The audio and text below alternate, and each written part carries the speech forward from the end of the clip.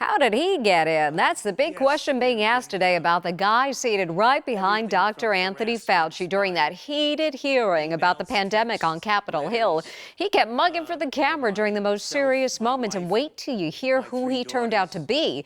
Megan Alexander reports.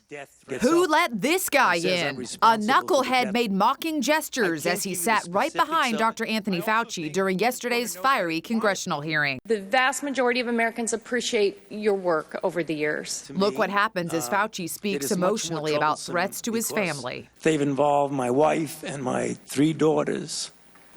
Incredibly, the guy doing all that mugging is 30-year-old Brandon Fellows. And get this, he was released from federal prison just 2 weeks ago after serving 3 years for his role in the January 6th attack on the Capitol. Here he is that day in a senator's office in a bizarre disguise, smoking weed.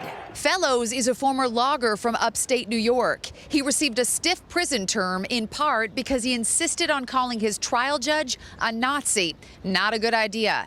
The judge told him to grow up and tacked an extra 5 months on his sentence. He was later ordered out of the hearing, shouting that Fauci should be in prison. What is that? Do we need to listen to that? Okay. He was escorted out. Yeah. Okay, good. There is uproar on social media. You'd think a convicted J6 terrorist would be banned for life by Capitol Police, one posted. And this, a seat right behind Dr. Fauci? How? Dr. Fauci is asking the same question. What's somebody like that doing at a hearing about COVID?